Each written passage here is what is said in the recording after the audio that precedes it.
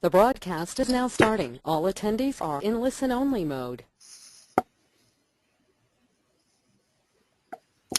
Good afternoon. This is Vivian Young with 1000 Friends of Florida. We'd like to welcome you to the last of our 2013 webinar series. This one is focusing on Florida Greenways planning, creating a world-class trail and greenway system for Florida. Got a little bit of housekeeping. 1000 Friends of Florida was founded in 1986 as a nonprofit statewide membership organization, and we focus on saving special places and building better communities throughout Florida. We encourage you to check out our website at 1000friendsoflorida.org, sign up for email alerts, and follow us on Facebook and Twitter.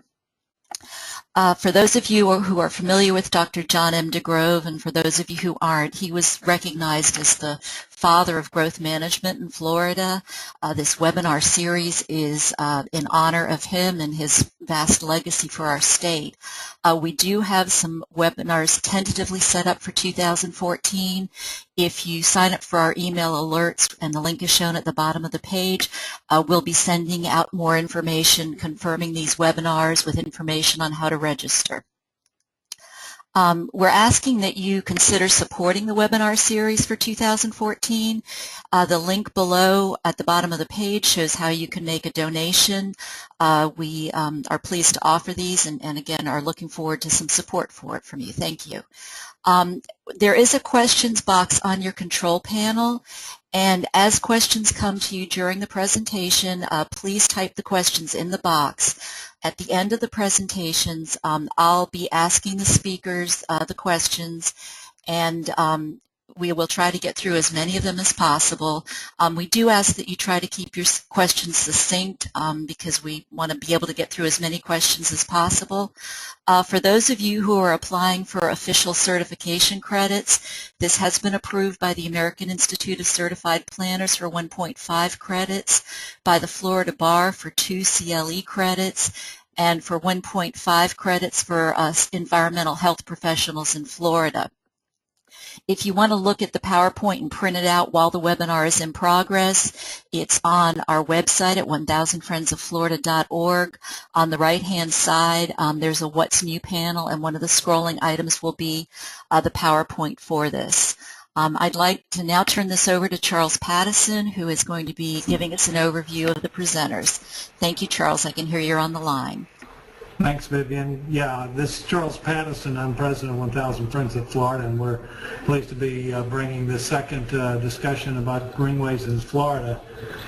Before I introduce our speakers, I'd just like to point out, gosh, going all the way back to 1995, there was a Florida Greenways Commission that 1000 Friends helped set up, and with the great help of Dr. Mark Benedict, that has now become a reality.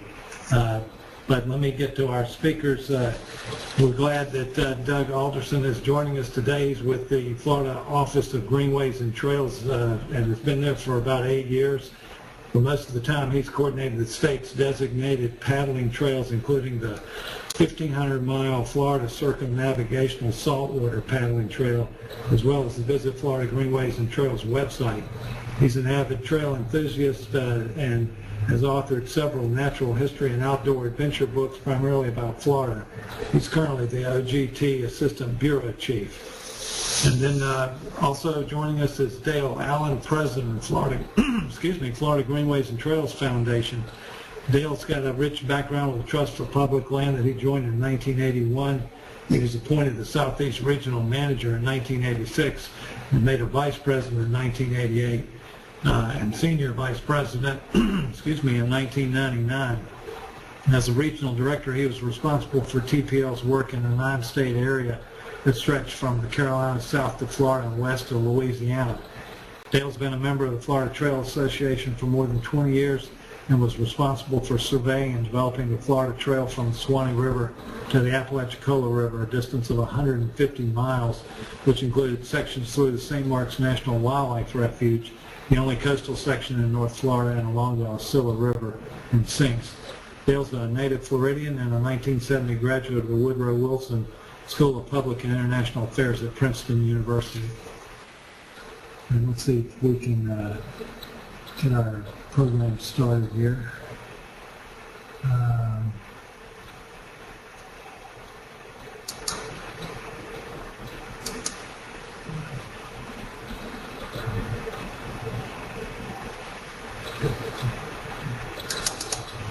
Here we go. I think we're set up, and I'm going to turn it over. I think, Dale, you're going to make some introductory remarks, or is it...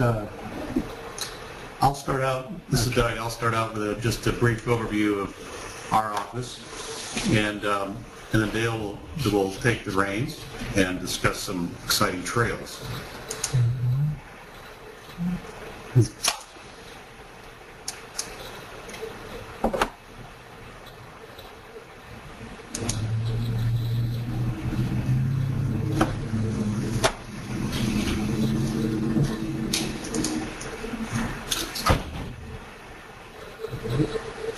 Where are you? Can you just advance it? I think just click on the left. Oh, that. There it is. Okay. Well, this is actually the setup first. Go ahead.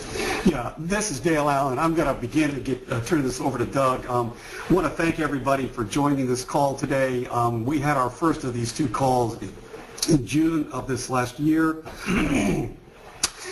And the purpose of this is to begin to look at ways that we can connect the state's extensive system of trails into a continuous network by closing the gaps. I think for you, if you were on the June call, you know that we are in an enviable position right now of beginning to really realize the benefits of a 20-year investment because of the existing trails that we already have. So we thank you for your interest, your financial support, all right, Doug, you take it from here. Okay, the Office of Greenways and Trails, we've been around about 20 years, as Charles mentioned, with many well-known people in the conservation community being involved in the early days and currently as well. Chapter 260, Florida statutes, defines our role and in establishing the statewide system of greenways and trails. That includes paddling, hiking, multi-use, bicycling, equestrian trails. And we have an acquisition program when money is available through Florida Forever currently. And we also have a designation program for trails and areas, greenways basically. Primarily our functions are planning and coordination, and we also promote. We are establishing a website for trail users for all different trails around the state that are more than 2 miles long. Dale is the president of our foundation, but we also by law have a Greenways and Trails Council. And so a lot of these different things that we do, the acquisition proposals, designation, our top tier plan, those type of things have to be reviewed and approved by our council. This is a 20-member board that is outlined in statute with 11 that are appointed and 9 representing various agencies. We meet around the state about 4 times a year. The Priority Trails Network, this was established, we established this last year after 6 public hearings around the state, and these include paddling, hiking, Florida National Scenic Trails on the map with the orange, as well as the multi-use trails throughout the state. And from this, we focus on what gaps are in this network. And we started analyzing the gaps. We have 2 state planners that travel around the state meeting with folks, different planners, NPOs, trail enthusiasts, and we identify what gaps have remained. And from this, we develop what we call a top tier list. These are the gaps that are ready for some type of funding, either design or some engineering design or actually paving and construction. And so we just developed this list recently as far as finishing the list, and this was approved by the council last week. And so now we will focus more on some of the funding sources, meeting with the different entities that channel some of the money to help complete this system. So it's a pretty exciting stage we're at right now in this top tier project.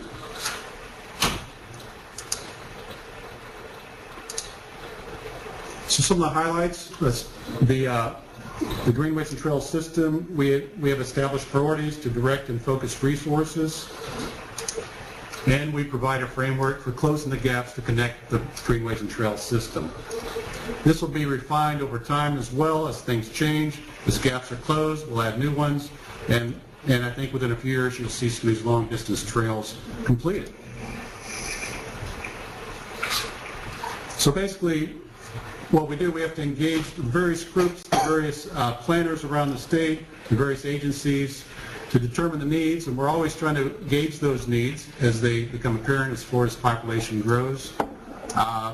And we're trying to focus the resources working with the various funding agencies to close these gaps and create this network. We're also trying to publicize the priority trails through a newsletter, through email blast, press releases, and also the website. Our website is floridagreenwaysandtrails.com, and you can see our plan on there. You can see the top-tier gap analysis, the maps, as well as a spreadsheet of what those top-tier gaps are. So I encourage you to go on the website, and you can find lots of different links, as well as to resources to other agencies around the country dealing with economics, all different types of trail planning and construction. So with that, I'll turn over to Dale, and he will get more specific on some of these trail projects. Thank you, Doug. I would also like to take a minute to thank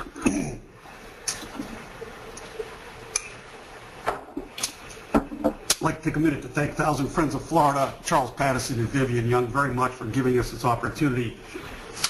Doug has already showed you the priority trails maps for the state of Florida. I'm going to make this map a little easier for you to interpret because I'm going to take away all except for the multi-use shared trails. If you remove the Florida National Scenic Trail and the saltwater circumnavigation trails and paddling trails, you will see the underlying shared use or multi-use trail system for the state of Florida. The system, the connected systems that I'm going to share with you today build from this priority trail network and begin to connect the segments together into a continuous state whole. First, a little bit about the foundation. The foundation is both a not-for-profit 501c3 organization as well as a citizen support organization for the Office of Greenways and Trails. We are the chief advocacy organization for non-motorized trails and greenways in the state of Florida for the reasons that everybody on this call is well aware of. It's not only a critical part in our evolving multimodal transportation system, but a key element for improving the health fitness of the citizens of Florida and our visitors. It also provides an element for reducing carbon emissions by taking motorists off the roads and attracting leisure travelers to the state of Florida. We welcome your interest and your financial support as well as your active participation. We also have a website. Please check it out, www.fgtf.org.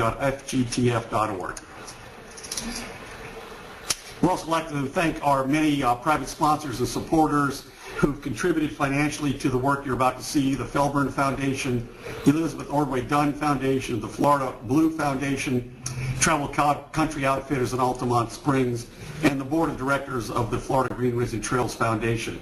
The graphics were all presented by the Genesis Group here in Tallahassee, and I want to thank them very much for all that they've done to empower this effort.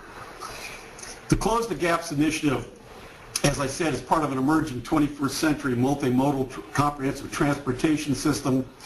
However, these trails, for the most part, are being built on the rights of way of Florida's once extensive rail system. Many people aren't aware of this, but a century ago, people and goods could travel between most cities in Florida by rail. That rail system began to unravel in the 30s and accelerated in the 40s and 50s after World War II. And public policy in the 80s and 90s began to be directed toward acquiring these segments and putting them into active use as an alternate trail system. Now, one of the things driving this effort has been a tragic statistic that Florida must deal with. Florida is the #1 most dangerous state in the United States for both pedestrians and bicyclists, and Orlando and Tampa are #1 and #2 in Florida. These off-road motorized trails are part of a larger effort being led by the Florida Bicycle Association, the League of American Bicyclists, and Bike Walk Central Florida to make Florida's roads and intersections safer for all. But these trails are separate and apart from that. They're shared use of paved or hardened corridors that are separated from the road, and they're available for all types of users, for the young and the old, from walkers, runners, mobility impaired individuals, and people who just want to stroll and enjoy the outdoors. These trails are very attractive because they're often shaded and scenic, They'll connect our communities of parks and schools, and they provide both residents and visitors an opportunity to healthy travel outdoors in Florida's year-round environment. Finally, and I think as important as all the other components I've mentioned above, these trails and greenways are economic engines. They're very critical for stimulating small business startups and reviving rural communities. Most trails, especially when they intersect communities, generate a minimum of $3 to $5 of an annual return on every public dollar invested. So why is there such a critical need? Well, we've mentioned number one, we're the most dangerous state in the United States for pedestrians and bicyclists, and a lot of visitors are aware of this. However, we're also the third most populous state in terms of our urban population. Our roads are already crowded, and they're getting worse. And when you add to that 87 million visitors in 2011 to Florida, all of this helps to create our reputation as the most dangerous state. However, tourism generates 23% of all revenue collected by Florida, and according to the Florida State Comprehensive Outdoor Recreation Report, bicycling is a top 10 outdoor activity for tourists, but only 14% of Florida tourists participate in biking. We're the third most popular outdoor recreation for activity. Imagine if Florida had a comprehensive system for allowing people to enjoy the outdoors. The 200 miles of the 275 miles proposed coast-to-coast connector are already in place. We can close the remaining 75 miles gap. We'll have something very unique for Florida. And in addition, you're going to see this afternoon, another 600 miles of a proposed 2,000-mile network have been built, and these also need to be connected. If you doubt the economic importance of these connected trails, pay a visit to Winter Garden on the West Orange Trail or Dunedin on the Pinellas Trail. Their beautiful downtowns now experience well over 100% occupancy in the core. And it's our estimate that an additional over $1 billion worth of the conservation lands protected by Florida can be connected to this emerging system, and the public and tourist benefits of this are immense.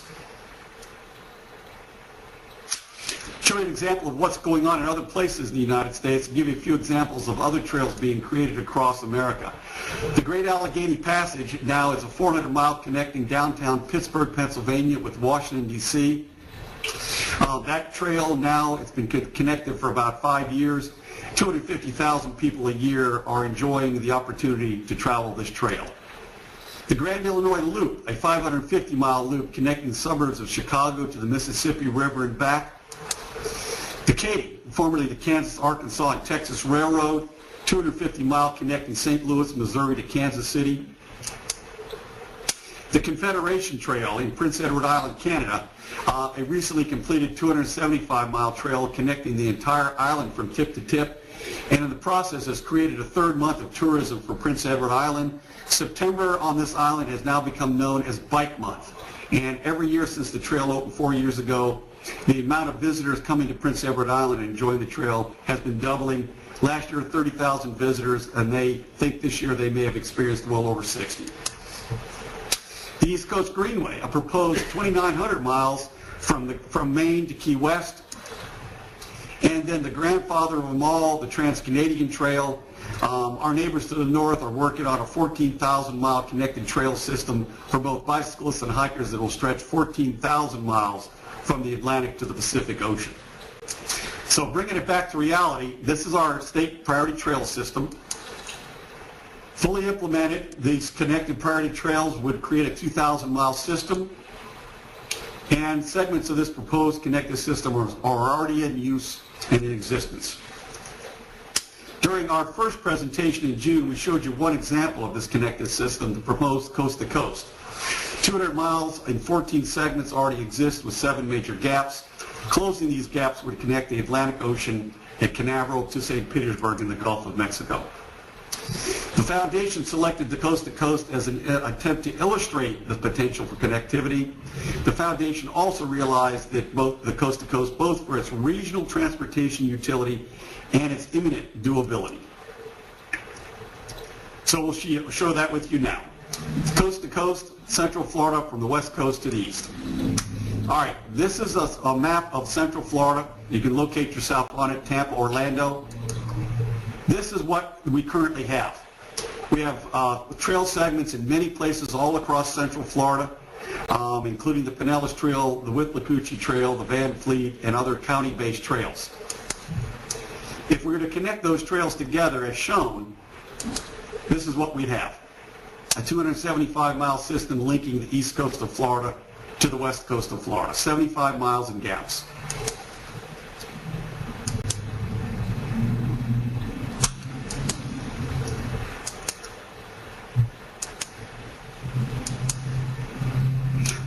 The blue segments, as I've said, the green segments are built and on the ground and open for use. The blue segments are pieces that are in the DOT approved work plan for the next 5 years and so are scheduled to be built. And we focused on the gaps for which there is no funding currently in place and the need to focus on getting that work done as well. We've called these gaps as follows, the Starkey Gap being one, and we're going to just use one illustration today to show you what these gaps look like. This gap, if connected, would link the Pinellas Trail to the Starkey Wilderness Trail and the Suncoast Trail. This is the picture of the gap to the west and south and lower portion of the screen. You can see where the Pinellas Trail corridor comes in. The purple dashed lines is now the designated corridor that both Pinellas and Pasco County have approved and are working on the design elements to connect that trail to the Starkey Trail and then to the Suncoast corridor that parallels the Suncoast Parkway. If you were on the first call, you saw the other gaps in the system. We're not going to repeat that today. I'm going to share with you two other connector trails that we also feel are ready to go, and we're calling these trails the Northeast Coast Connector and the Southwest Coast Connector. These two trails, when connected together and linked to the coast, will also then create a trail from one end of Florida to the other. We're calling this trail the Connect the Comprehensive Florida End-to-End, or just for short nomenclature, the End-to-End Trail. I'm going to share with you first the Northeast Coast Connector. The Northeast Coast will link the city of Fernandina to St. Augustine, and then Palatka, DeLand, and the coast to coast. This is a map of Northeast Florida showing the city of Jacksonville and DeLand. This is the existing segmented trail system that we currently have in place. This is the proposal that's in the current state priority trail maps to connect those in place, with the blue being the parts that are already in public ownership and will be built, and the red are the gaps in the system. That's what this coast to coast, that's what the Northeast Coast Connector would look like. And as you can see, it will link to the coast on the south. These are the gaps.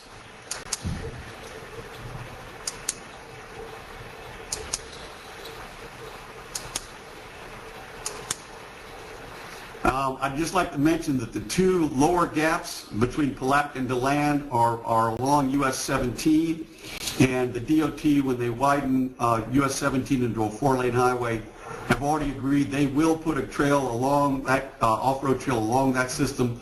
So those two gaps are still on the screen because they don't exist, but they are eminently doable and will be closed in the near future. I'm going to share one gap with you to illustrate what this looks like on the Northeast Coast Connector. We've chosen the Nassau-Duval Gap.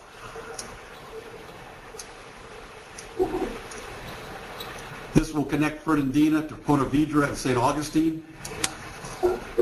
This is an enlargement of that one gap section, and you can see there are already 3 segments of trail on the ground. There's the part along Amelia Island, and then the portions between Big and Little Talbot Islands. Those trails exist and are already receiving heavy visitation. The missing pieces are here to the north. From Fernandina down, there's a design network, but it is not yet built and connected. There's a gap to the south end after we get across the Mayport Ferry. And then down toward the lower part, there's another gap. On the southwest coast of Florida, there's also another opportunity to connect existing trail segments, and we're calling this one the Southwest Coast Connector. That will connect the coast to Tampa and Naples. This is a map showing the southwest coast of Florida, with Tampa Bay being at the upper end, Sarasota in the middle, and Naples at the bottom. This is the existing segmented trail system that currently exists on the ground. This is the proposal on OGT's priority trail map to link those trails together. And that's what the connected system would look like if completed. It would link the Pinellas Trail just north of St. Petersburg across the new Courtney Campbell Causeway separated bicycle pedestrian bridge into Tampa, and then around the east side of Tampa Bay and Hillsborough County down to the other trails in the southwest coast of Florida. These are the gaps that we're going to be focusing on getting closed, and you can see a very large cluster of them are around the Tampa Bay area, but there are smaller ones in between the trails, especially in northern Sarasota County, southern Sarasota County, and then further around Charlotte Harbor. I'm going to give you one example today of the legacy trail gaps. This is probably the most popular segment in the entire system to date. The legacy trail gap, if closed, would connect all of Sarasota and would connect it to the Pioneer Trail to the north. This is an enlargement of that gap. At the center of your screen, you'll see the town of Venice. In the depot at Venice, that trail is open and heavily used right now and connects to the canal system south of Venice all the way to the coast. We're going to be focusing in on closing this gap to the north. It will follow a railroad corridor, and when completed, will connect to that southern trail in Manatee County. There's also a critical gap on the south part of the county that needs to be addressed as well before we can get down to the Cape Hayes Pioneer Trail. So, backing up. This is the map of Florida. That's what the coast-to-coast and the end-to-end would look like if completed in its entirety. It would be about a 750-mile connected off-road paved trail system that would link, again, the northeast coast of Florida all the way to Naples.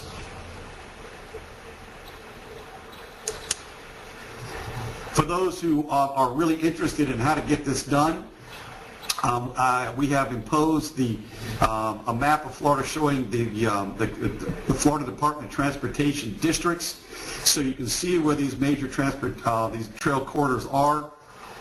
And as you can see, they're largely in 6 districts. The coast to coast is primarily in districts 5 and 7. That's the blue highlighted corridor.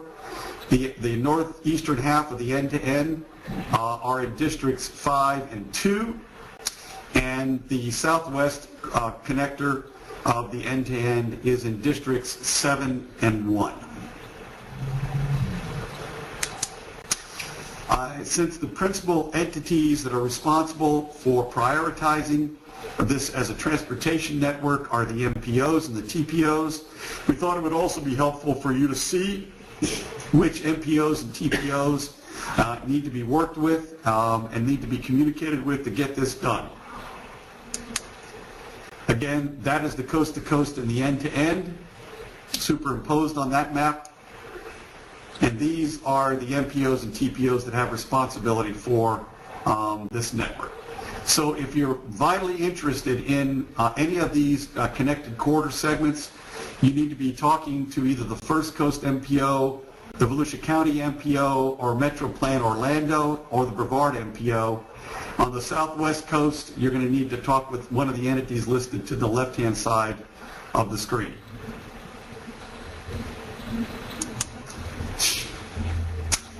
Next steps.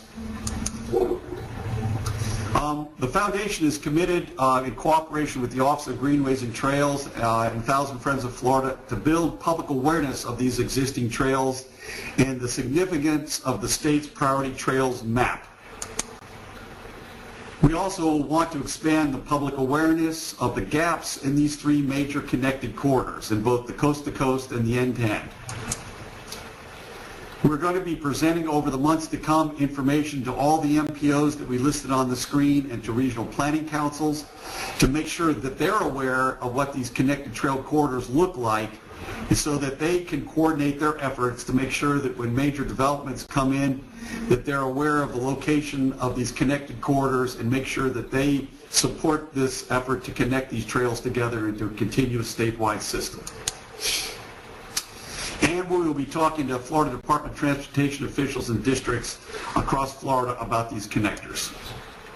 It's important that if you are interested in supporting the system, that you also communicate with your state elected officials, stressing the importance of the economic benefits to be realized, as well as the critical public safety importance of closing these gaps. And later this year, we're going to be coming back to 1,000 Friends and asking for some time on their webinars to share with you some future possibilities for other connected trails in Florida.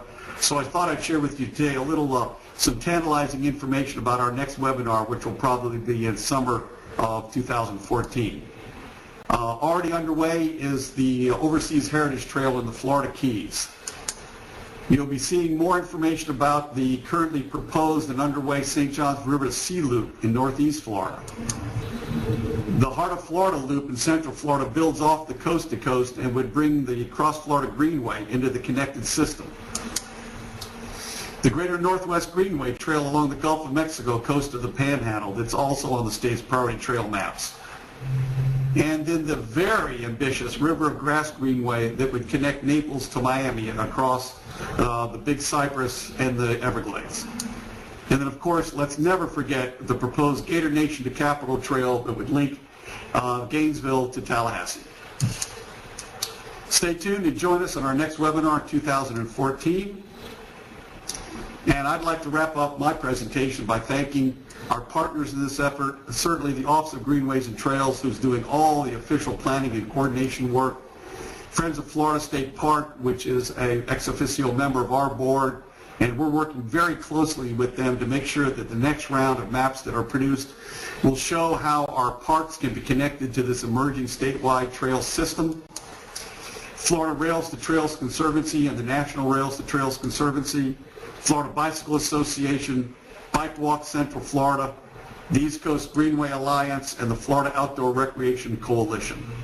And the thousands of supporters across Florida who are weighing in and talking to their elected official about this initiative. Just like to wrap it up by leaving this on the screen while we begin to take some questions. Again, we are the chief advocacy organization for non-motorized trails and greenways in Florida. And we are very interested in stressing their value in connecting the land and water bodies and public ownership, expanding public access to all trails across Florida for residents and visitors.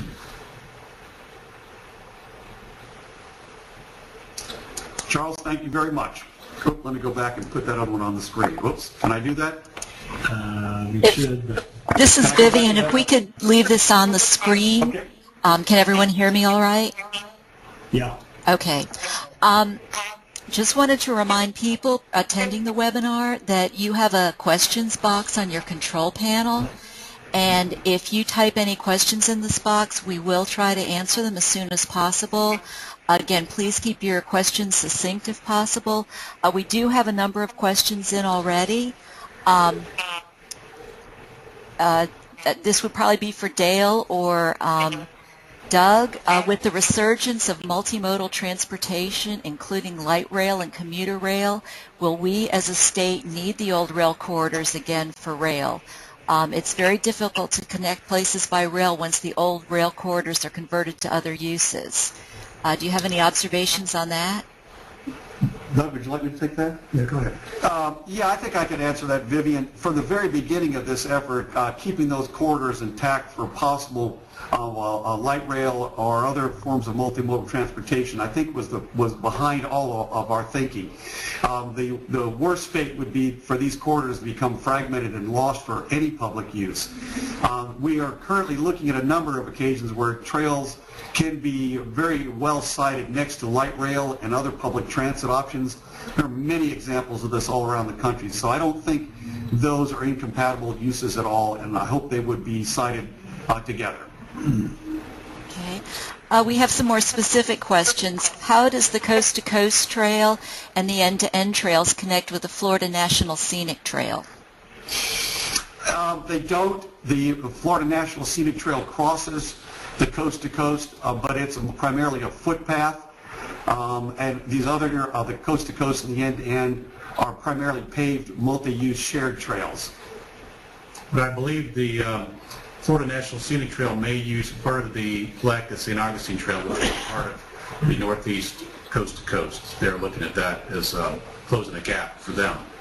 So Florida National Scenic Trail may utilize a couple of these multi-use trails to help close their gaps. Okay, we have another question. You discussed the use of bike trails by tourists, but they were wondering, as the trails are connected, do you have any information on what percentage of local commuters might actually use the trails for commuting? You know, I don't have that information in Florida, but I can tell you that other states that have that are further along in this process than Florida is, and Minnesota and Wisconsin are two classic examples. They're receiving very heavy commuter use. In the city of Minnesota itself, they have both an east-west and a north-south bike trail network that is primarily being used by commuters. And I was told when I was meeting with DOT officials in the city of Minneapolis 2 years ago that the first road or trail that they pave after a major snowstorm are the bikeways. Is providing a very good alternate source for people to get around. And I think they're getting something like 10,000 users a day in the city of Minneapolis system. So we expect that in certain areas they'll get heavy use. I imagine it's already getting use in Pinellas County. I would say Orlando and Pinellas County. Yeah, probably already experiencing that. And the advantage of those areas is they have bridges over some of the busiest roadways, and so they're much safer for commuting that way. Somebody wondered if you could give an update on the OHT trail in the Keys, especially when the Sugarloaf Keys portion will be completed. Right. Most of the Keys Trail should be finished within 5 years, I am told. There will be obviously a couple bridges that will not, like the 7 Mile Bridge, the old 7 Mile will not be connected as far as I know. It may be restored. What they have now is a highly used recreation bridge, but the trail will probably go along the new 7 Mile Bridge. But most of the Keys Trail, I am told, will be finished within 5 years, if current funding exists and a couple of the gaps are funded. And Doug, I should add to it that even even though it's not connected, weren't you telling me earlier that it's one of the most heavily used trails in the state? Well, it is the most heavily used trail in the state, as well as the most heavily used of the state park system. It's part of the state park system now. And let me just give you that figure. The estimated greatest, the direct economic impact of Florida Keys Heritage Trail is over $91 million. And the next state park unit is Honeymoon Island at $46 million. So you can see that trail is by far the most popular state trail, and it's more popular than any of the parks as far as the economic impact. So it's incredible how much it's being used already, and it's not quite finished yet. Okay, you mentioned funding by Florida Forever. What other funding sources are there, if any, for this? The primary source for the land is coming from two groups. The state of Florida, through the Office of Greenways and Trail, is acquiring the railroad corridors as funding through Florida Forever permits. However, the last 3 or 4 years, there's been very little funding available. I don't believe there's been any corridors acquired during that period of time, Doug, has there? Correct. Nothing since 2010. But the counties are also in the acquisition business and have been acquiring these corridors as well. The primary source for funding to develop these trails has been coming from through the Florida Department of Transportation, from the federal surface transportation source. All the bridges and most of the paving that is currently in the system has been constructed with federal dollars. One of the opportunities that may present itself this upcoming legislative session is there is active conversation going on with the Florida Department of Transportation about the possibility of amending the statutes that would allow funding for the first time for trails to be allowed under the Florida Surface Transportation Trust Fund. So we'll see if that actually gets done, but if it is, it would provide a major new source of funding for the planning and design and the construction of the trails in the gap areas along both the coast to coast and the end to end. Okay. What is the process for having a local multi-use trail added to the system map? Yeah, basically it's a bottom-up process. It's not something we tell them this is a priority trail. We hear this from the locals. We contact the MPOs and the different local entities about what is their priority trails and what is their focus on closing which gaps. And so this is a bottom-up process. So part of the process needs to be with your local governments to let us know what is the priority trails in your area. And that's our key directive. So this process is ongoing. We'll be revising the priority trails map within 3 years, and so we're going to be adding new data all the time. So please keep in touch with us if you have other ideas.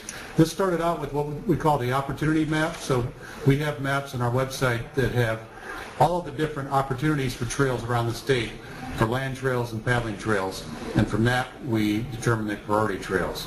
I would like to emphasize to everybody on this webinar call, however, that what Doug said is really critical here. The MPOs are the ones who set the priorities. And unfortunately, too often the MPOs are not talking to each other about the corridor and the connected concept. What we're trying to do through the foundation and our public awareness effort is to create the vision of these connected trails, how that could be done, and so that everybody can embrace them as a unified vision. If you like the idea of connecting the Tampa Bay trails all the way to Naples, you need to contact your local county commissioners and the local MPOs and make them aware of this proposal so that their planning efforts link up and the priorities link up. I think you'll find that right now that's not the case in many areas, and that's why the trail is still, the system is still in fragments. Right. We've asked, there's certain areas that we've asked, are you ready for, if money was given to you tomorrow, would you be ready to do some phase of trail work? And some said no, they're not ready. So we're going with the ones that are ready as far as funding some of these gap closures. We have a question about coordinating with wildlife corridor planning. What is currently being done, and what more could be done to better coordinate with wildlife corridors? Right. Yeah, the multi-use trail process does utilize some wildlife corridors. You'll see the overlap because the Tom Hochter with the University of Florida, he puts together with the technical advisory committee the Florida Ecological Greenways Network, and that 5-year update was approved last week at our Greenways and Trails Council. And you'll be seeing that updated map on our website soon. And you'll see kind of an overlay with some of the trails, especially the Florida National Scenic Trail, some of the non-paved trails in some ways, than not so much the paved trails. You'll see a correlation quite a bit with the Florida National Scenic Trails with the wildlife corridors. The multi-use trails often go through urban areas as well as rural areas, so it's not always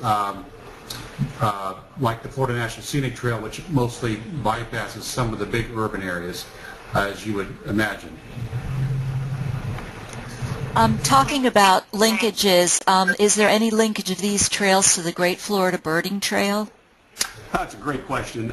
We have not, we've thought about that, but we've not researched that yet. I'm sure there's a great deal of overlap and possibilities here.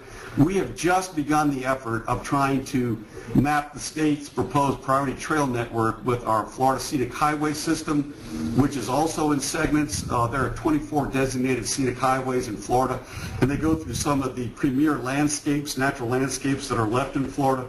It would be ideal to use those corridors for closing some of the gaps and get a double benefit from these designations. Those scenic highways already have a great deal of local underwriting and local interest and support, and this would add another element of visitation into our scenic corridors. I think once we finish that, one of the next things we're going to take a look at is the Florida Birding Trail concept, because I'm sure there's a great deal of overlap and benefit to be gained by connecting that into our emerging priority trail system. Yes, trail guides are developed for trails like the Coast to Coast Connector, which could be finished in 5 or 6 years. The birding and wildlife trail sites would be points of interest to highlight to users of the trail. And what's great is that could also be that the coast to coast could be a main corridor, and it could be offshoots from that corridor to state parks and other public lands that would have great sites for the birding and wildlife trail. So that would just add to the trail, the richness of the trail experience. Yeah, just one other point to add to that.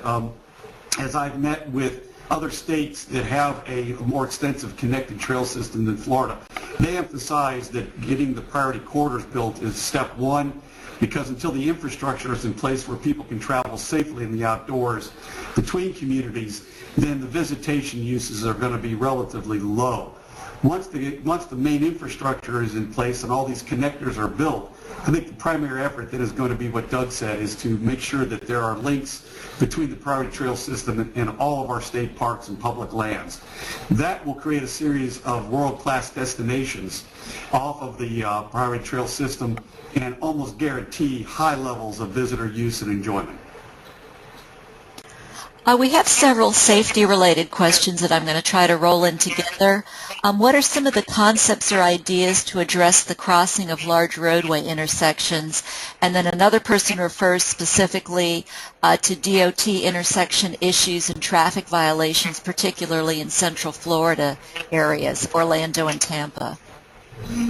The best way, of course, is what Pinellas County has done, and that is to bridge the major highways. It's very expensive to do it that way, but it's the one way you guarantee that you're not going to have fatalities at those intersections, especially when you're moving young children through the system on bicycles.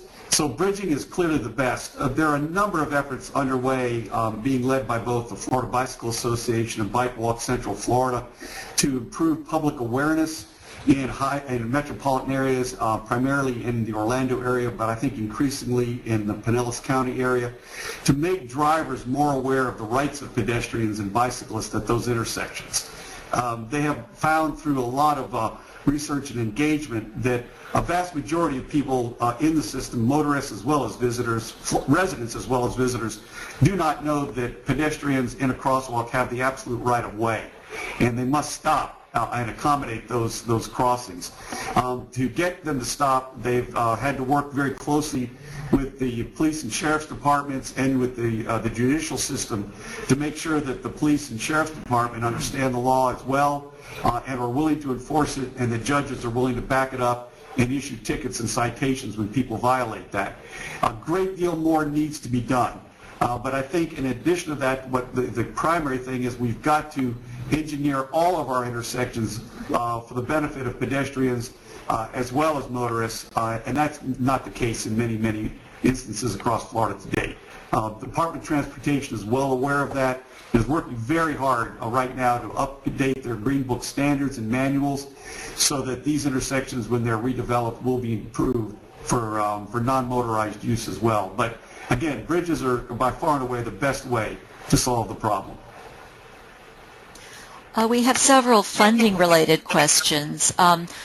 What are you doing to garner public support for financing these trails? And also, what is the anticipated during the upcoming session related to this issue? Another good question. Well, let me, by way of answering that, give everybody up to date on what happened with the Coast to Coast Trail after this last year. Many of you may be aware that when this concept was presented to the legislature in the 2013 session, both the Senate and the House in their adopted budgets approved a $50 million line item appropriation to close these gaps. Now, that was based on an estimate that we had made as to what it would cost to close these gaps, but we did not have exact numbers available, and that was one of the reasons that I think the governor's office decided to veto the appropriation and then to direct the Department of Transportation to go back and look at their existing work plan and to see if there was some way that these projects could be done and that the coast to coast could be built without an additional appropriation. The Florida Department of Transportation this fall has begun a very serious effort to work with the local MPOs all across Central Florida, and everything that is currently in the approved work plans of the MPOs and the DOT have been accelerated and are going to be built within the next 5 years. That's a very big step forward.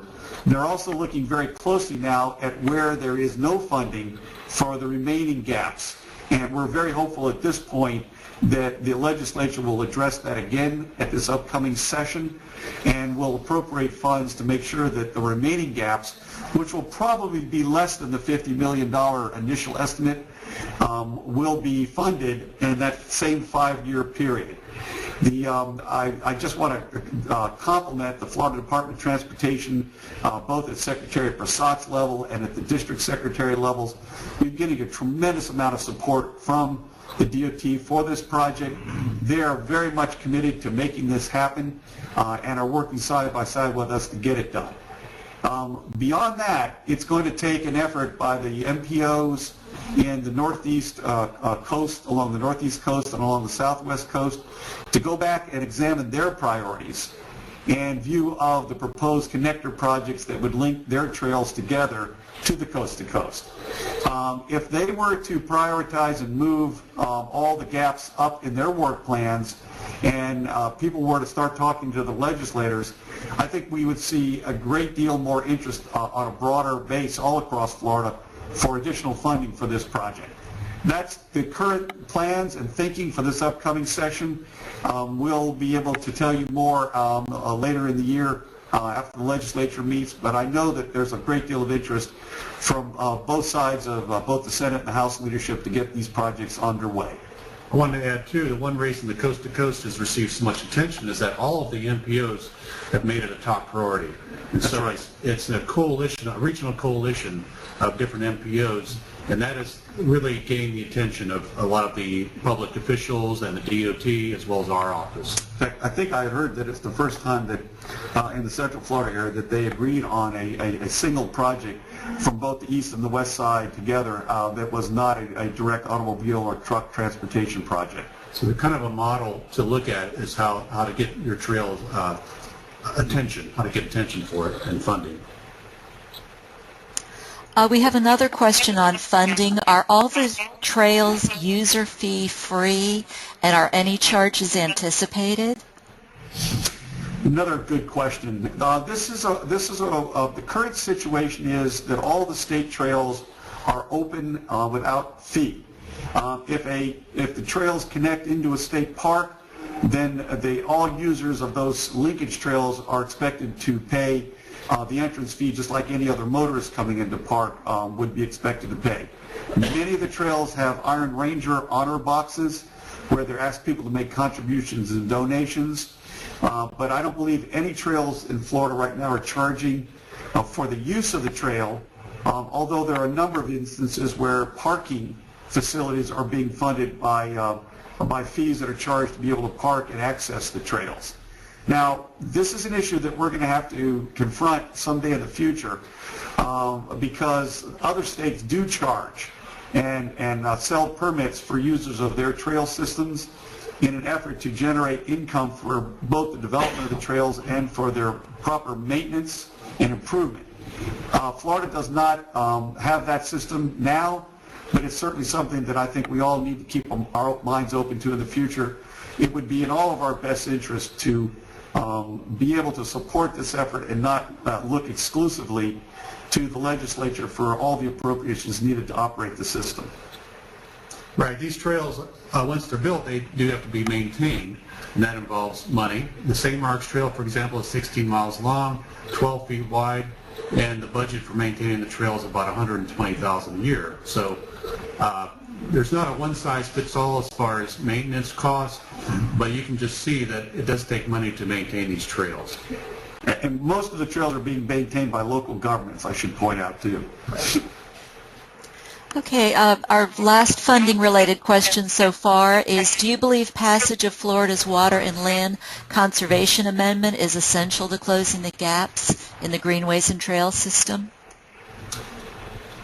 I'm not sure if it's essential. It certainly could contribute a great deal toward closing these gaps, and certainly connecting the primary trails to state parks and state preserves.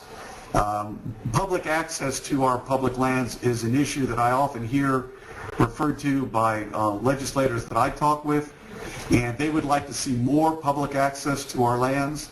And this is a very environmentally friendly way to get people into the outdoors, experiencing the lands, and enjoying them very much. So I certainly personally support the Water and Land Legacy Campaign. I know our foundation board supports it. We're hoping the voters will approve it in November of 2014. And certainly one of the permitted uses for that funding would be for recreational trails, linkages, and public access and management. And it would certainly add more miles to the non-paved trails as well, because anytime you protect a large body, there's often opportunities for hiking, equestrian, and other uses, mountain bike trails to be put in the area. Someone wanted to know if you could discuss amenities that function well along the trails, such as signage, wayfinding, trash receptacles, benches, things like that. Sure. Right now, the trails are being managed and designed in segments. So if you were to get your bicycle or you were to walk on the Withlacoochee State Trail, you would find that the state has provided trailheads at convenient locations. There are often restroom facilities and gazebos, benches along the trail, and other amenities that often are funded by local friends groups of these different trails. One of the things that we are going to be advocating very strongly for is that when we connect these segments together into a continuous trail, that it have an overall design behind it. Not to take anything away from any of the local segments that have already been created. That's the management of those segments will continue to be primarily a local government responsibility. But a traveler going from the Atlantic Ocean to St. Petersburg is going to, on a bicycle or on foot, is going to need to be able to expect uniform signage all the way, so that as they travel, they would know that they're on the coast-to-coast connector, but also they would know that they're on the West Orange Trail or the Pinellas Trail.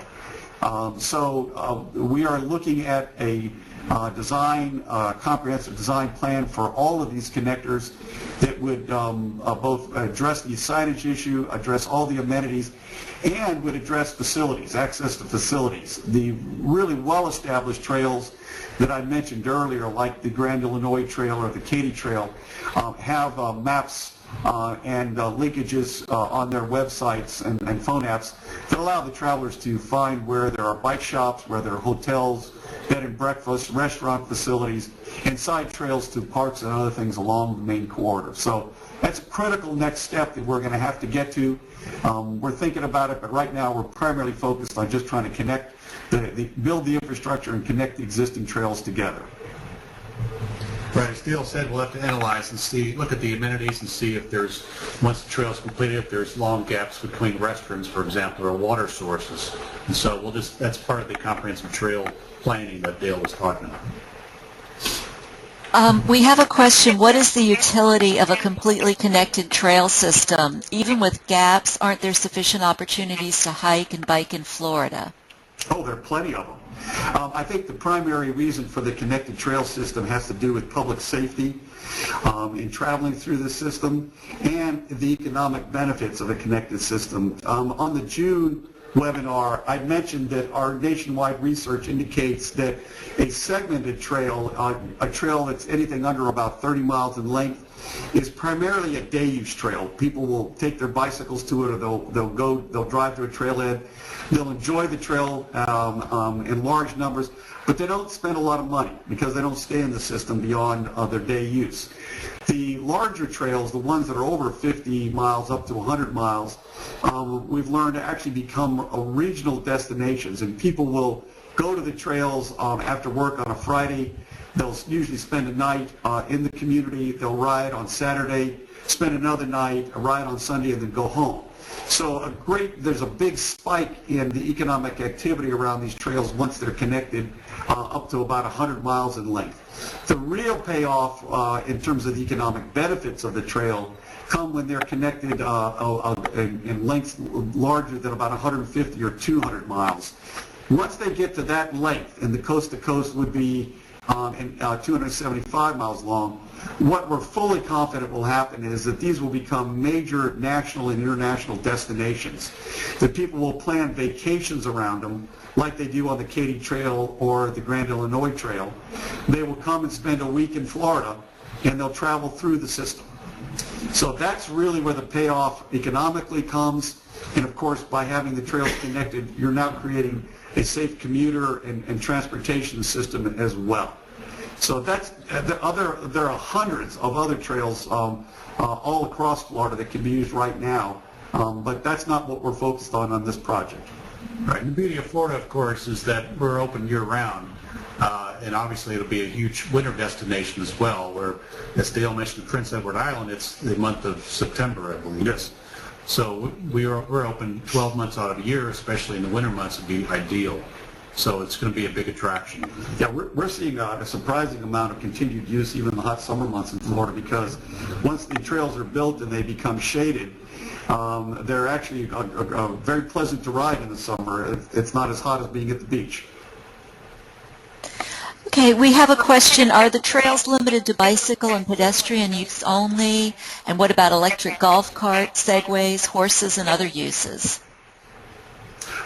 Well, the equestrian trails often parallel these paved trails. I don't think the equestrians like to ride on a paved surface, so oftentimes there are accommodations made to create side trails along it, and I certainly think, I hope the Coast to Coast and these other trails, whenever they can be, will have unpaved trails paralleling them as well.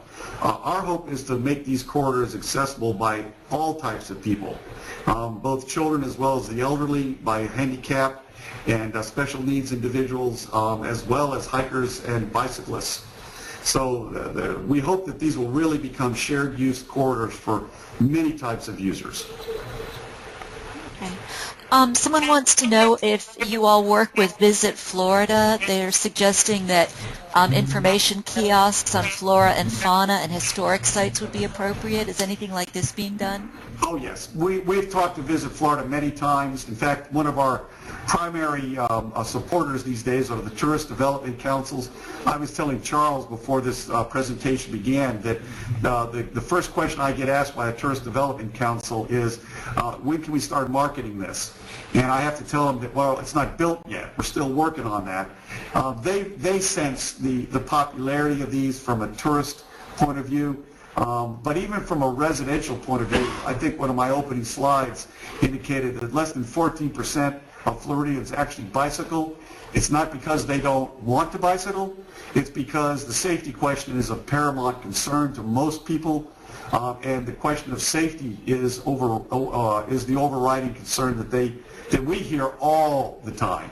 If you give Floridians a safe place to ride bicycles and give them good access to that, and give them shade in the summer, these trails are immensely popular and well loved. I think the Pinellas Trail right now is clocking over 90,000 users a month, and the West Orange Trail isn't far behind. Just imagine how many people would be in the system if this were connected together and available for communities all across Florida. I mean, just millions of users come to mind. And I want to mention too, there are large bike events that happen, like Bike Florida events, and they do some surveys of their participants. They have several hundred that go on these multi-day events. In 2012, their economic impact was over $500,000, and this is for their Forgotten Coast Trail tour for several days. And so I think once you see these longer trails connected, you'll see more of these large tour groups going on these systems as well. What is being done to close the gaps in the National Florida Scenic Trail, which has been designated as the statewide non-motorized trail? The U.S. Forest Service has the primary responsibility for that, and I know they're hard at work on this. At the last Florida Greenways and Trails Council meeting, I think 3 gaps that the United States Forest Service is focusing on as their priority were added to the statewide gap system. So there's a concerted effort to work on that. The gaps that remain on the trail have been gaps for a very long time, and they're proving to be very difficult to close, but it's not for lack of trying. Right. One of the things that For the multi-use bike trails, we get a lot of feedback from the local governments and the MPOs. The Florida National Scenic Trail, I think they've relied so much on the Forest Service and the Florida Trail Association to close the gaps. They're not the ones working on the gaps as much, and so part of maybe our awareness raising will be to alert them that if we close some of these gaps, we'll have more hikers in your area, and it'll help your economy as well. So, so it's not necessarily a ground-up thing from them about closing these gaps. So it's some education needs to happen there. Yeah, the Florida Greenways and Trails Foundation is committed to a comprehensive trail system throughout Florida. These webinars have been focused primarily on the shared use, multi-use paved trail system because of the economic and public safety questions, but we're very committed to a comprehensive equestrian system as well as the Florida National Scenic Trail and a comprehensive paddling system as well. I think anything that puts Floridians in the outdoors is something that we definitely want to support and work on. Yeah, we're adding paddling trails all the time. The beauty of paddling trails, of course, is that they're fairly inexpensive. And no gaps. And no gaps. The only gaps will be maybe if there's a snag or something, so that can be remedied. Or a dam. Or a dam. Not too often you see that. So, so we're adding paddling trails to our system every year. Once the trail gaps in Florida are closed, are there any visions of connecting to Alabama or Georgia trails? Oh boy, another good question. Yeah, absolutely.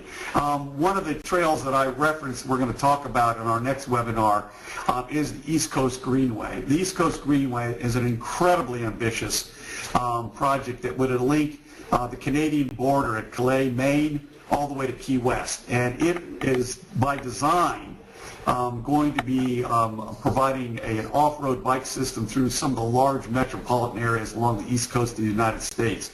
Right now, Portland, Maine, as well as Boston, Providence, Rhode Island, New York City, Philadelphia, Washington, D.C., all of these cities are going to be linked by the East Coast Greenway, and a great deal of that greenway is already in place in the Northeast. I had a chance to visit there this last September and ride segments of that trail. In many areas it's quite beautiful, but they have a unified vision that is helping to keep all these trails working together even as they cross state lines. We're not as far along as we would like to be in the South on this project, but the trail will then come down through Virginia, North and South Carolina, and in Georgia. And the foundation is working very hard right now with our counterparts in Georgia to look at ways to connect the Northeast Coast connector to the East Coast Greenway in Georgia. The big challenge there is going to be, of course, the ideal crossing would be from St. Mary's, Georgia, on the extreme southeast tip of Georgia, to Fernandina. But that would require a ferry. And until the trail is actually built between St. Mary's and the rest of the system north, there's not enough traffic in the system that would warrant and would keep a ferry in operation. So yes, we are talking to them on all up and down the East Coast. On the West Coast into Alabama, I think the Northwest Coast Greenway is looking at that. Doug, do you know more about that? I think it's for the Florida National Scenic Trail. Already hikers now hike the Florida National Scenic Trail, often starting in Key West, utilizing the Florida Keys Overseas Heritage Trail, and they go up through Alabama, connecting different trails in the National Forest and connect up to the Appalachian Trail. So I think at the moment it's more the hikers that are doing that multi-state connection. Yeah, and I don't think the connection between the Alabama system and the Florida system is yet there. So there's a huge gap in southern Alabama. Right. But people do it. Yeah.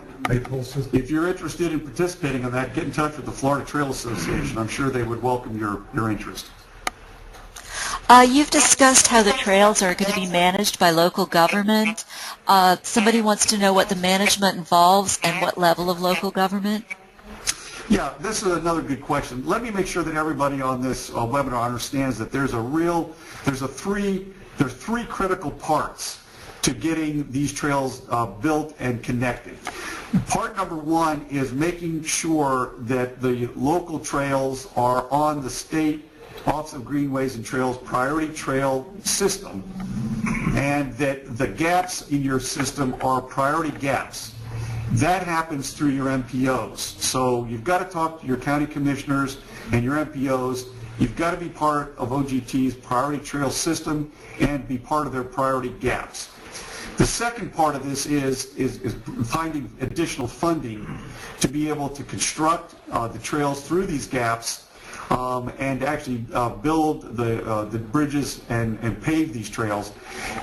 That's what I mentioned earlier. We're hoping that the legislature will address this next session by possibly opening up the State Highway Trust Fund for the first time for projects of this nature.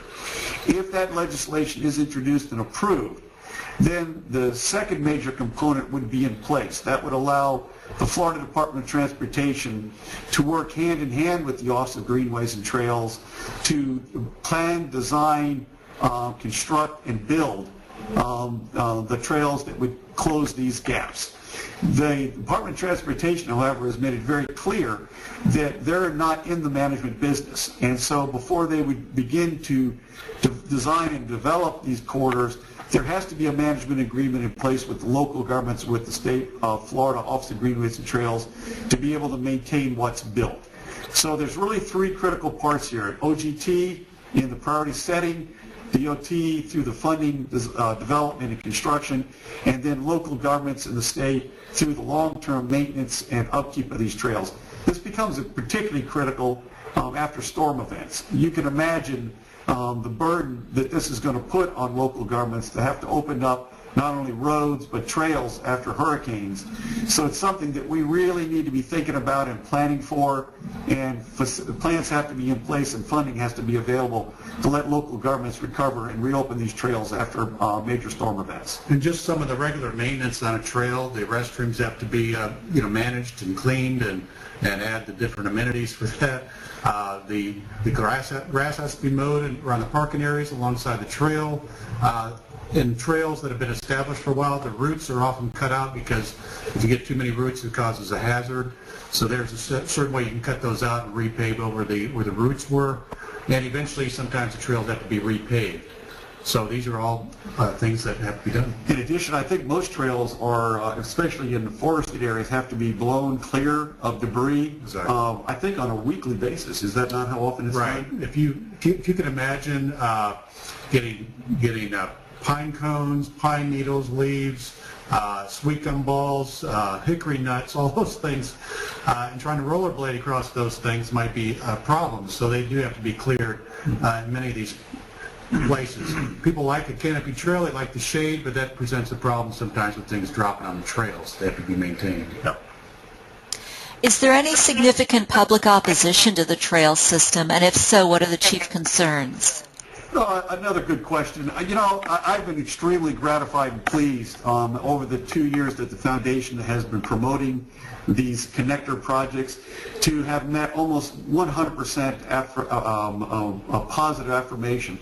I think these trails have been around long enough. Most everybody is familiar with their local trails and they love them.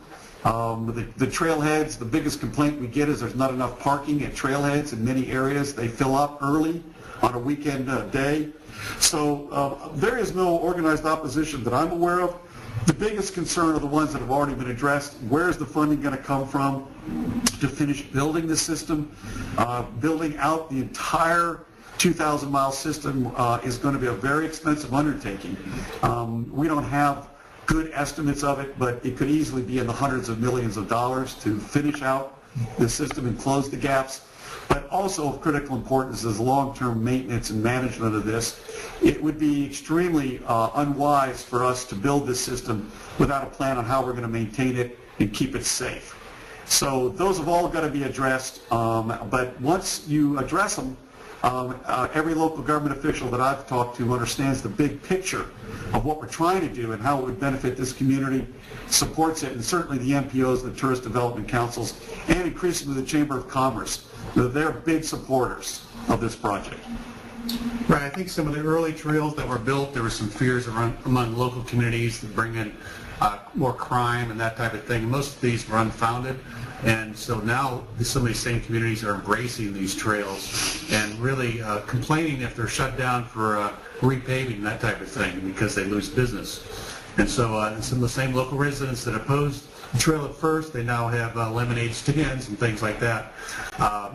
And so we're seeing a lot more support for these trails now. We have a question related to advertising signs. Are they being placed along these trails, and will they generate enough revenue to make a difference?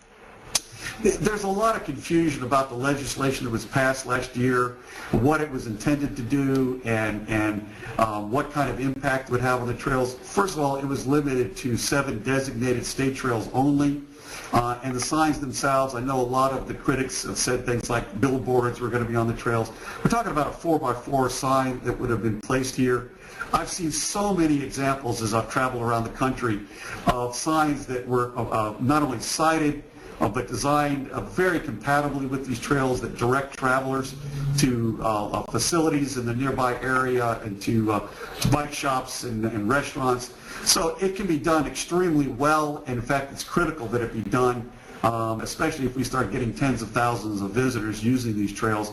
They need to know where they're going and how to get there on the trail. So it's very possible. I'm not sure that advertising will ever be a significant contributor to the trails. I think the real financial payoff comes in the business activity that these trails will generate, and that's primarily in terms of lodging, restaurant, and support for the trails. Where there are established trails, Wisconsin estimates that their off-road paved trail system, and it's only open 6 months of the year. The rest of the year it's for snowmobile use. They're generating well over $1 billion worth of economic activity along their trails. That's where the primary benefits through tax revenues are going to come from for our future system. Yeah, the sponsorship language that was passed by the legislature, you can only put one sign at a trailhead or a designated access point. So most of these trails have 4 or 5 total, and there can only be one sign that can be worded a certain way, no slogans, that type of thing. Yeah. So it's very limited in scope, and so you're not going to be riding down a trail and seeing a giant billboard advertisement. It's just not in the law. In fact, Doug, I would, on a personal comment here, I think that some of the amendments that were proposed that limited the sponsorships when that bill was passed really basically eliminated a lot of interest in people taking advantage of it. I think when you opened it up for bid recently, you only had one bidder. The main bidder is a group called Bike Path Country, and they are like a third-party group that solicits sponsors themselves, and they get a certain percentage. So right now the department is drafting a contract with them, and you'll probably see the contract released sometime early next year. And that was a fairly minimum bid, was it not? I mean, certainly less than 100,000. The final results will be out in early next year as far as the scope of the money and so forth. But they're confident they can get a national sponsor that's compatible with trail uses that would cover all the trails. So you may see just one sponsor for all the different trails, but we'll find out early next year. We have a series of specific questions about specific trails. Someone wants to know the status of the proposed South Sumter Trail. I can't answer that one. Doug, do you know anything about South? I'm not that familiar with that one. So the only thing I can tell you about Sumter County is that fairly recently, within the last 6 months, Sumter County has come forward with a proposal to close the gap on the coast-to-coast across South Sumter County. That would link help close that very large gap in the coast-to-coast. It would, I think the route that Sumter County has proposed would parallel to a large extent the scenic highway designation that goes through Webster. And I know the mayor of Webster in that small community is very interested in having their town be located along the Gap Trail. Other than that, I'm just not familiar with what else is going on in South Sumter County. I'm sorry. What about the Northwest Florida Blackwater Trail connections? right, that's on our. If you look on our website, you'll see some of those trails, and part of the trails for the Blackwater State Forest is 60 miles of unpaved trail that's primarily for equestrians in the Blackwater State Forest, and so you'll see that on our maps. That was one of the priority gaps for Northwest. Yes. So it is one of the priority gaps, some top tier gaps. Okay. We have several specific requests for information, like where they can get detailed maps of the end-to-end segments, and where you can get pedestrian safety information related to Florida. Do either of you have that kind of information on your websites? And could you give us the contact information for that, for people with specific questions? They're looking for maps of the end-to-end of the coast-to-coast. Those maps are going to be available on our website. Everything, of course, on this webinar, Vivian, as you mentioned at the beginning, is posted as part of this, and you can get those maps. So go to the websites for the Florida Greenways and Trails Foundation, as well as the Office of Greenways and Trails, and search those web pages for what you need.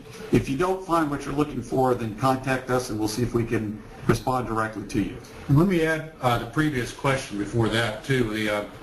The trail for the Blackwater State Forest was the Southwest Greenway Corridor, but if you were talking about the Northwest Coastal Trail, it goes along Sandestin and Navarre, yes, that is a priority trail, and many of the gaps in that trail are top-tier gaps that we hope will be funded. Someone just messaged us regarding pedestrian safety that if you go to www.alerttodayflorida.com, it'll have pedestrian safety information. And certainly the Department of Transportation has that information, as does the Florida Bicycle Association and Bike Walk Central Florida. We also have several people who have suggestions for potential connectors and loops. Do you have email addresses or ways to contact you that they could get in touch with you directly on these recommendations? Well, again, they should be talking to the Office of Greenways and Trails, and so contacting Doug Alderson is what I recommend. However, that the Office of Greenways and Trails is not going to add a trail segment to their state maps if it doesn't come through the local governments. So that's the key here. If you've got a recommendation, you need to work with your local county commissioners and your local MPOs to make them aware of it. Now, if it's wholly within a publicly owned property, that's a different matter. You need to be working directly with that land manager to see if that trail is part of their, would be allowed under their unit management plans. So it's really a question of, to answer that more specifically, we'd have to know exactly where the trail loops and connectors would be, but bring them on. The more the better. Yeah, and Dale, at the end of his PowerPoint, he listed some of the other trails in the state, and that was just a sampling. There's the Capital Cities of Sea Loop Trail, and that's part of the priority network, and many other ones too. So look at our maps and see if they're listed on there. Vivian, as we wrap up, I'd just like to say one or two things in closing here. You know, at the point we're at now, it looks like that these connector trails could be an overnight success because they're being so well received by both local and state elected officials. However, I just want to acknowledge that over 2 decades of work have gone in by local governments and by the Office of Greenways and Trails and the Division of Recreation and Parks to produce this overnight success that we now may be experiencing. All the foundation has done is make people aware of all that we've accomplished through the 2 major state funding programs, Preservation 2000 and the Florida Forever program. Without those programs, there would have been very little of this would have been on the ground right now. So for the early champions, Mayor Linda Chapin from Orange County and County Administrator Fred Marcus and all the people on the Greenways Commission who have worked so hard on this, and especially Thousand Friends of Florida that was there from the very beginning on this effort. We just owe all these folks a tremendous debt of thanks and gratitude. They got this ball rolling almost 25, 30 years ago, and now we're positioned to really put it together with everybody's help and support. So Vivian and Charles, thank you so much for allowing us to do this presentation. Look forward to scheduling another one and showing some of the other opportunities that exist in our wonderful state of Florida. Right. Yes, thank you. It's great to see the crest of interest in this subject. It's really heartening for those of us who have worked on it for several years. And thank you, Dale, and thank you, Charles and Vivian. Okay, well, we'd like to thank you two for coming to tonight's webinar, and I want to remind the people who are watching it that it has been approved for a number of professional credits, and you can see the information on your screen. We will be loading the broadcast on our website in the next few days. We encourage you to sign up for our email alerts because you will get an alert when the broadcast is ready. You can get to that through our website at 1000friendsofflorida.org, and you can also find out about upcoming webinars. We have a series of tentative webinars set for 2014 that we're working to finalize. We'd also like to encourage you to make a donation to support these webinars. You can go to our website and click on Donate Now. Charles, did you have any last comments you wanted to make? No, I know this is an important subject, and just one thing that we're following in particular that I know would be of interest is the DOT Future Corridors Initiative, and we certainly want to make sure that Greenways and Trails are, made a compatible part of that. Yeah, they are well aware of that, and I think they're committed to it, but certainly, internal vigilance is the price of freedom. Trust but verify. Trust but verify everything, yes, indeed. Thank you, everybody. Thank you. Thank you. Goodbye.